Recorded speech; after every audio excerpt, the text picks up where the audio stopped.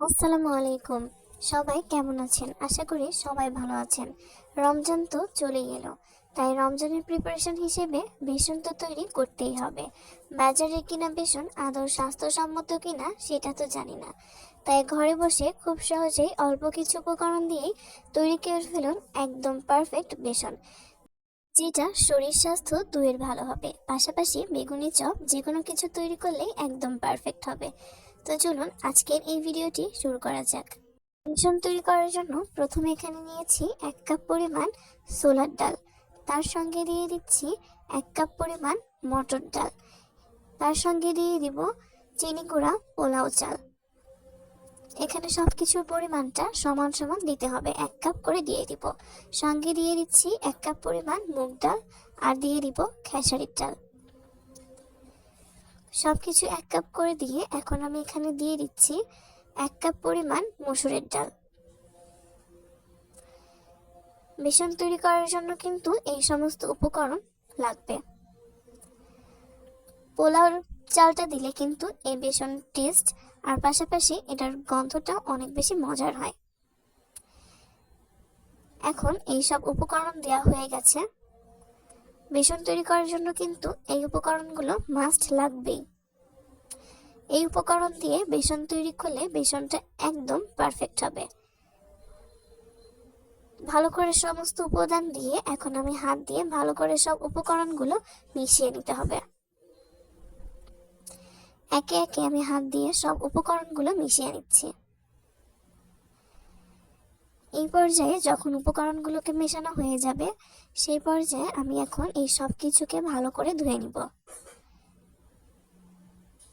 বেসন তৈরি করতে হলে কিন্তু এই উপকরণ দিবেন।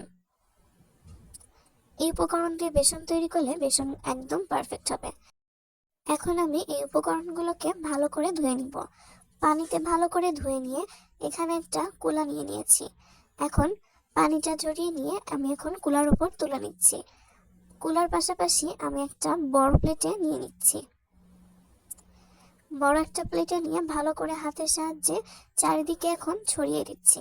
একটু পাতলা পাতলা করে ছড়িয়ে দিবেন, এতে করে রোদে দেওয়ার সঙ্গে সঙ্গে কিন্তু অল্প কিছুক্ষণের মধ্যেই শুকিয়ে যাবে।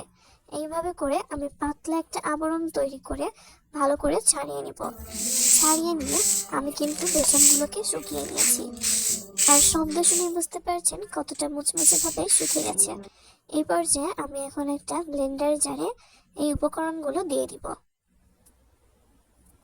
ভালো করে ব্লেন্ডার জারে উপকরণগুলো দিয়ে আমি এখন ব্লেন্ড করে নিব। ব্লেন্ড করে নিয়ে একটা ছাঁকনি দিয়ে ভালো করে ছেঁকে নিচ্ছি। যখন এই পর্যায়ে এরকম দানা দানা থাকবে, তখন এই দানাগুলোকেও আবার ভালো করে ব্লেন্ড করে আবার ছাঁকনি দিয়ে ছেঁকে বেসনটা তৈরি করে নিতে হবে। তবে আপনাদের হাতে যদি সময় না থাকে, সেই ক্ষেত্রে আপনারা দোকানে গিয়েও এই উপকরণগুলো গুঁড়ো করে নিয়ে আসতে পারেন। তো এইভাবে করে বেসনটা কিন্তু তৈরি হয়ে যাবে। এইভাবে করে আপনারা খুব সহজেই বেসনটা বাড়িতে বসেই তৈরি করে নিতে পারবেন। রমজান মাসে বেসন বা যে কোনো ধরনের চপ ভাজি করলে কিন্তু খুবই মজার হয়, পাশাপাশি অনেক বেশি মুচমুচে হয়। যারা আমার চ্যানেলে নতুন, আপনাদের কাছে যদি আজকের এই রেসিপিটি ভালো লাগে, তাহলে আমার চ্যানেলটিকে সাবস্ক্রাইব করে রাখতে পারেন। পাশাপাশি লাইক কমেন্ট শেয়ার করে দিবেন। যারা আজকের এই ভিডিওটি ফেসবুক পেজ থেকে দেখছেন, তারা চাইলে পেজটিকে ফলো দিয়ে রাখতে পারেন।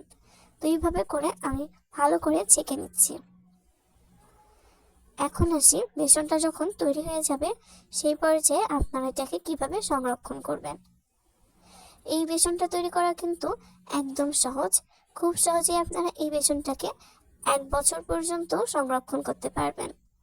একটা কৌটায় ভরে রেখে তার মুখটা আটকে রেখে দিলে কিন্তু বেসনটা অনেক দিন যাবত সংরক্ষণ করা যাবে। আশা করব আপনারা বুঝতে পেরেছেন। নতুন কোনো ভিডিওতে নতুন কোনো রেসিপি নিয়ে হাজির হব। সবাই ভালো থাকবেন। আল্লাহ হাফেজ।